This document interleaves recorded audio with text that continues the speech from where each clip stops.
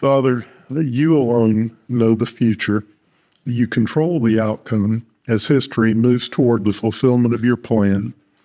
Your prophecies are so accurate that unbelievers are forced to deny what is obviously true, that the fourth beast in Daniel chapter 7 is the Roman Empire, and that Daniel wrote about it centuries before it existed. Your son said that we are headed toward the worst time in history during tribulation. And as our culture continues to deteriorate and the world around us seems to be spinning out of control, help us to remember that you are always in control.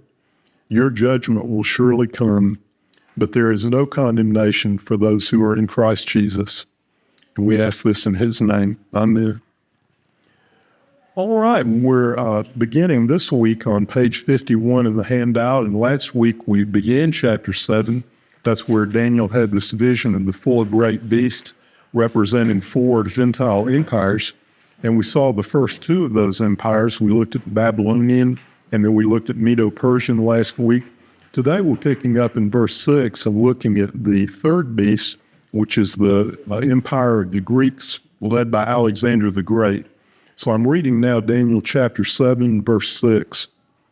After this I looked, and behold, another, like a leopard, with 4 wings of a bird on its back. And the beast had 4 heads, and dominion was given to it.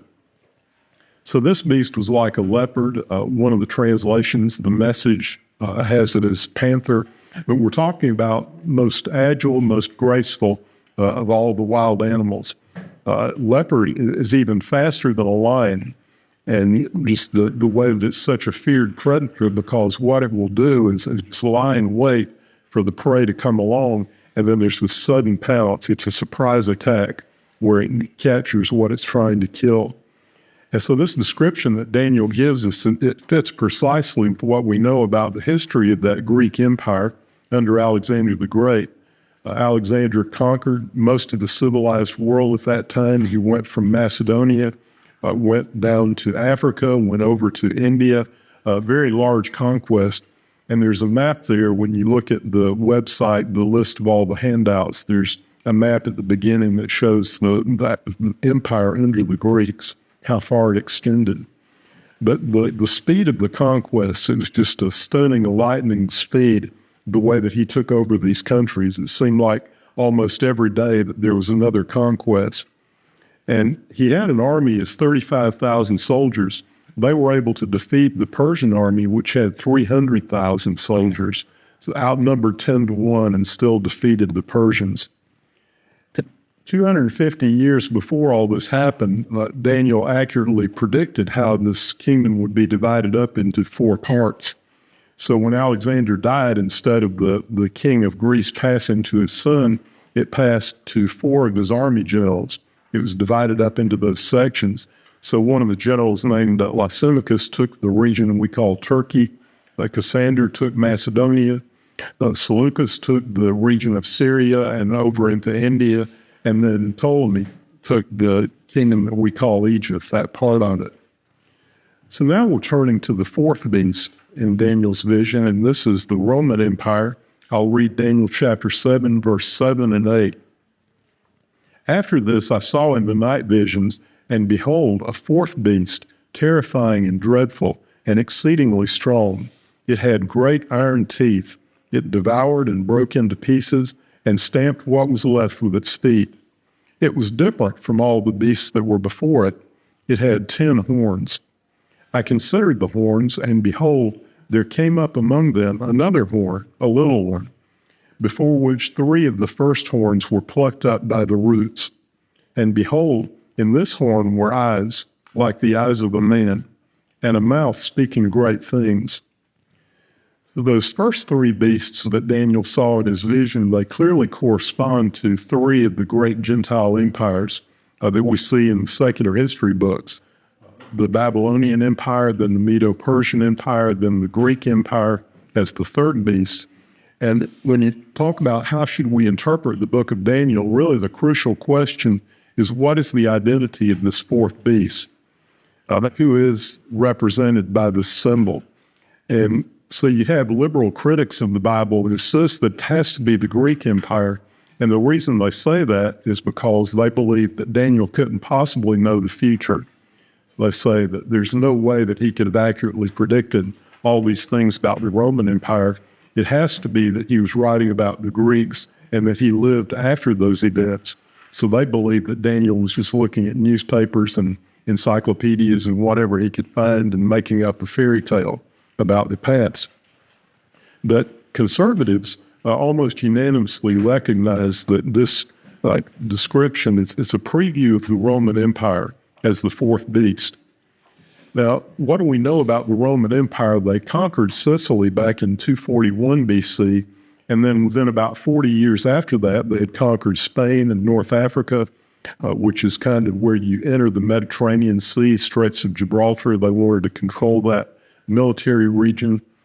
And then eventually they extend their conquest into Macedonia. They took Asia Minor, which is Western Turkey, sort of the peninsula of Turkey that's on the water. They extended into Syria, and then they arrived in Jerusalem in 63 BC. And eventually they took over all these countries that we think of in Europe, England, and there's a list there, France and Belgium and Switzerland, Germany. All of that region came under Roman control. And it grew very gradually over a long time period. It took 4 centuries for them to reach the full extent of that empire. But the peak was around 117 AD. And then at that point, they sort of began a slow decline as well. And starting in the 3rd century AD and the 200s AD, and continued to decline. And finally, they left the area that we think of as England right around 400 AD. And the city of Rome was destroyed by Visigoths in 410.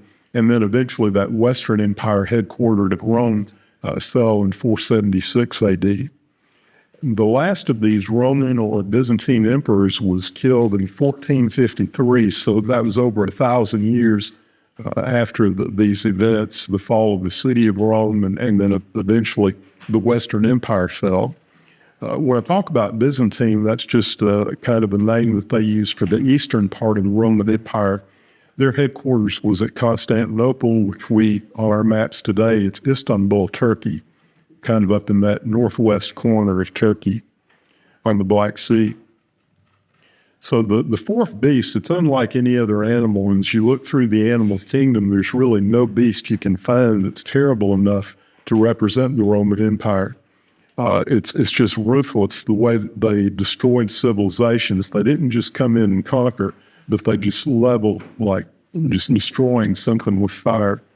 Their armies were like locusts, and he describes them with iron teeth. It's just this cruel hunger that never gets tired of chewing. Well, look in Daniel chapter 2 and verse 40, how this same empire is described using iron. And if you've ever seen someone, Paul was talking earlier about clearing a tree, these tree crews come and they have this machine and they'll feed the tree limbs into the chipper, and then it spits out the mulch. The little pieces of wood come out the top. And it's just like that all day long, just feeding tree limbs into a chipper. But they didn't leave anything of what they conquered. And so Rome, that's the empire that crucified Peter, the empire that beheaded Paul, the empire that burned Christians alive and fed them to the lions. And they did that for fun. That was their entertainment. They'd go to the Colosseum, they would make a day of it, they'd get their popcorn and their hot dog, and they would watch the Christians being killed. That was their fun.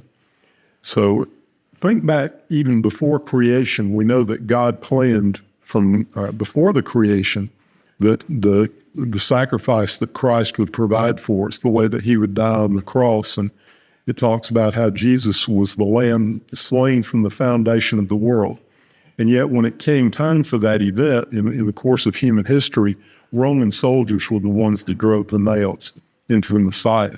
But they would never have done that if the Jewish religious leaders hadn't demanded.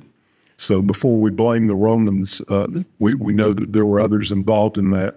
And ultimately, it was our sin that held him there, so we all bear part of the responsibility that happened. And yet it was according to God's plan from before creation. The most important conclusive argument that we have that this fourth beast represents Roman Empire is what we have from Jesus. And this is the testimony that he gave in Matthew 24, verse 15. So Jesus talked about the abomination of desolation, and he said this is something that will come. It was a future event at the time that he described it. And then that's mentioned again, the desecration of the temple in 2 Thessalonians 2:4. Paul talked about it, but it's something that Daniel will talk about in more detail as we get into chapter 9, chapter 11, chapter 12. And so it's a future event. It's something that came after the ministry of Jesus, the earthly ministry, after 30 AD. At the time he said it, it was 33 AD. Now you have some other Christian believers, and they, when they look at prophecy, they look at the futures. Their view is called amillennial, and that is typical for Catholics, Presbyterians. There's several other denominations that believe that way. But they say that the desecration that was in the future when Jesus said, they believe it was fulfilled about 40 years later in 70 AD when the Roman army came in under Titus and they destroyed the city of Jerusalem. They destroyed the temple in Jerusalem. And so that's what they believe about it. Now, the top of page 52, the view that I'm teaching, which is part of the premillennial view, and it's the pre-tribulation rapture view, which is the plain meaning of what the Bible says. That teaches that this event will happen after 2000 AD. We're in 2025 right now, so if Jesus came for us today, it would be at least 3.5 more years in the future beyond us when this desecration occurs. So in the middle of that 7-year tribulation before he returns to earth. But either way, as you look at all these different views, what Jesus said, what premillennial view says, what the amillennials say, it belongs to the time of the Roman Empire. It's not something that happened in the 2nd century BC under the Greek Empire. So that's how we know that it's part of the Roman Empire. Now, all of the previous kingdoms are gone now. You think about the Babylonians, the Medo-Persians, the Roman Empire. We don't see those. The Greek Empire has disappeared, but the Roman Empire, even though it declined and you have the fall of the city of Rome, it never completely disappeared. It's almost like it went to sleep. It's just kind of faded into the background for a period of time. Still exists in Europe and all around the Mediterranean area, in the legal systems of all of the Western nations. And the prophecy here in Daniel, the only way that it can be literally fulfilled, what it actually says, would be if this Roman Empire reappears. You might hear someone say the revived Roman Empire, like they've been asleep or they've been under anesthesia, and now they bring them back. And it's that same empire come back to life at the end times. So the conservatives agree, as you look at these horns in Daniel chapter 7, chapter 8, the first line there is talking about chapter 8. We didn't get there yet, but Daniel chapter 8 has a little horn that represents one of the Seleucid kings in the land of Syria that descended from Alexander the Great, from that general that took over Syria. And this king is named Antiochus Epiphanes, Antiochus IV. And we'll have a lot more to say about him in our study. But this ruler under the Greek Empire, he persecuted the Jews terribly. He killed many of them. He desecrated the temple. And that was around 170, 168 BC. And this is where we have the Jewish feast and celebration that they have called Hanukkah. So as Christians are celebrating Christmas each year, during that same time, around late November into December, the Jews are celebrating Hanukkah. They also call it the Festival of Lights. It's called the Feast of Dedication. But they're celebrating what happened after Antiochus destroyed the temple and poured the blood of pigs on the altar. They went in to clean it up, and they didn't have enough oil in their lamp. But miraculously, God provided the lamp to burn for the days that were needed in order for them to rededicate the temple so that it could be used. And the four-headed leopard here in Daniel 7, verse 6, is representing the Greek Empire. You also see in Daniel chapter 8, he talks about a four-horned goat representing Greece. So those symbols are referring to the same empire. Both of these little horns hate the Jews. Both of these little horns hate God. and they both defile the Jerusalem temple at different times. So what I've given you in bold there is that when we get to Daniel chapter 8, that little horn is coming from the Third Empire, the Greek Empire of Alexander, in ancient times. But the Daniel 7 little horn that we're looking at in this section is coming from the Fourth Empire from Rome, and that's something that will happen in the future. Not just the future to Daniel, but the future to us happens in the end times. So Martin Luther said straight up, this Daniel 7 little horn represents the Antichrist, the world ruler during the tribulation, those last few years. Now, our human nature is that we like to brag about all the great achievements of humanity. We boast about the tall buildings and all the things that our civilization has accomplished. You know, when you think about cell phones or the internet or DVRs or artificial intelligence that's coming along now and the way things are changing. The point is that people tend to feel like we're increasingly civilized. We're just getting better and better and more advanced as time goes along. And we even feel sorry for our grandparents. And if you think back to people that lived hundreds of years ago, we feel like, oh, they were just so primitive. They were like cavemen. And how could they stand to live without cell phones and without the internet? But these four beasts, what they show us is that in reality, there's this gradual deterioration as you go along through time. The nations are becoming increasingly uncivilized as time marches on. You remember in Nebuchadnezzar's statue dream, he starts out with a head of gold, and then as you go along, the metals deteriorate in value, and it gets weaker and weaker as you go towards defeat, which represents the progress through time. So from God's point of view, you look at human history, and it's just this sad record, immorality, brutality, and people are just treating each other worse and worse as you go along. And Jesus said that we are headed toward the worst time in history that will happen during that tribulation. So I'm sorry to say things do not get better as time marches on. And as history unfolds, there's no such thing as an evolution toward an improved society where we're able to do more and more greater things and help more and more people. That's not what reality tells us.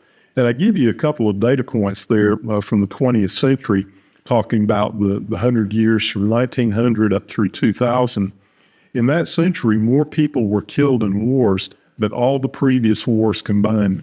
So they go back and they have estimates about wars that happened back in the 1800s, Civil War and so forth, and then going on back through the Roman Empire and different conquests. But none of those ancient wars can touch what we did in World War II, Vietnam, Korea, and so forth, and the wars since then. And then also just thinking about Christians during the 20th century, more Christians were persecuted and died as martyrs, died for their faith, than all the previous 19 centuries combined of church history. We know that many were fed to the lions and burned at the stake and all the crucifixions that happened, and yet the numbers that are coming out of China and Sudan and Indonesia and other places today, it's just staggering. How many Christians are being killed now? So we'll finish today with Daniel chapter 7, verse 9 and 10. This is the vision of the Ancient of Days, and this gives us some relief to this terrible situation. So Daniel 7, verse 9, as I looked, thrones were placed, the Ancient of Days took his seat, his clothing was white as snow, and the hair of his head was like pure wool. His throne was fiery flames. Its wheels were burning fire. A stream of fire issued and came out from before him. 1,000,000 served him, and 10,000 times 10,000 stood before him. The court sat in judgment, and the books were opened. There's this dramatic change of scene in the middle of the vision, kind of a stark contrast between the good and evil. Black and white, night and day. You've been looking at all this terrible destruction and how awful the fourth beast is, and then the scene switches. So it helps me to imagine that there's kind of a split screen where you have the bottom half of the screen that shows these four beasts that we're talking about, and you see the sudden empire devouring all these other nations. But then suddenly the top half of the screen lights up, and there's a scene from the throne room in heaven. And on Wednesday nights, I've spoken some about the comfort and the encouragement that we find in the book of Revelation. As you look through Revelation chapter 6 through 19, there are terrifying scenes in there of all these judgments being poured out. But the good news is that's not for us. That's for the unsaved. It's a warning for people who have not turned to Christ, not for us. So here in Daniel chapter 7, the spotlight is shifting now from Satan, from his prodigy, the little horn, the Antichrist, and all the destruction that Satan is causing. We're shifting focus now to the worship of God. And we get this brief little glimpse that the sovereign God is still in control over all of this, and he will judge the evil. As the eternal God, he's the Ancient of Days, sovereign judge over the whole universe. So the verses that we just read, this is Daniel 7, verse 9 and 10, is where Daniel has a vision of heaven, and it's at the time of the tribulation judgment. Next week, when we come back and we'll pick up in verse 11 and 12, we'll look at this little horn, the spinal Gentile world leader, the Antichrist, and how he will be destroyed along with his kingdom. And then verse 13 and 14 after that, this fifth kingdom, this everlasting dominion of God, will be established. And so these three facts together in these three little pairs of verses is combining to show us that there's this radical, catastrophic time of change that will happen as those events unfold. And it's like God has picked up the world and turned it upside down and shaken it, and then he's going to restore paradise. It's going to be radically different from anything that we've ever seen when that comes to pass. And just a few the symbols there in verse 9 and 10, the brilliant white is the purity, the holiness of God the Father, and God's glory and judgment. We often see those represented by fire. I give you some verses there, such as Exodus and Deuteronomy. But the key point in this scene is that the court has been convened, the judge is seated, the books are open, and now the judgment begins. And that gives us the assurance that in the end, God will set things right and will bring the justice that's needed. So next week, we'll consider that destruction of the fourth beast, the coming of the fifth kingdom of the Son of Man. And I hope to see you then.